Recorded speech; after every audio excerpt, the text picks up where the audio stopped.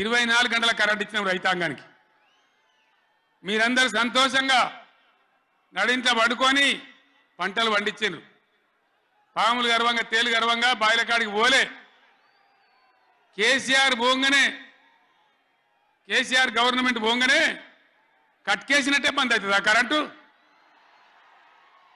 నేను 9 ఏళ్ళు ఇచ్చిన కరెంటు ఏం రోగమైంది? ఏం దానికి ఏమైనా మాయరోగం వచ్చిందా? యాడికి బాయే కరెంట్? ఎటు బాయే? దద్దమ్మల రాజ్యం ఉంటే గట్లనే ఉంటుంది. చాతగాని చవటల రాజ్యం ఉంటే గట్లనే ఉంటుంది. కానీ వీళ్ళ వ్యవహారం ఎట్లున్నది? చరిత్రలో ఏం లేదు. అసెంబ్లీలో తెచ్చి జనరేటర్ పెట్టి వీళ్ళ తెలివికి అసెంబ్లీలనే ఏం మాయరోగం వచ్చింది? మీకు తెలివి లేక, నడపరాక, చాతగాక ఇలా మంది మీద బదనాం పెట్టి బతుకుదాం అనుకుంటున్నారా? అట్లా కాదు బిడ్డ, జాగ్రత్త. బతకనీయం, ఎంబడబడతాం, వేటాడతాం. ఏం బీమారి వచ్చింది నాకు అర్థం కాదు. రైతు బంధు ఇస్తానికి కూడా సాధన అయితే లేదా? ఇంత దద్దమ్మలా? రైతు బంధు కూడా అయ్యారా? అన్నదాతలను పట్టుకొని రైతులను పట్టుకొని రైతు బంధు అడిగాను చెప్పుతో కొట్టున్నట్టవా?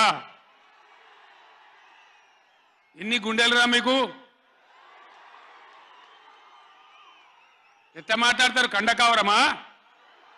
కన్ను నెత్తికొచ్చినాయా? ప్రజలని నానేది అట్లా. ఒక్క మాట చెప్తున్న, జాగ్రత్త. నోడు దురిసి మాట్లాడటోళ్ళారా? చెప్పులు పంటలు పండించే రైతులకు కూడా ఉంటాయి.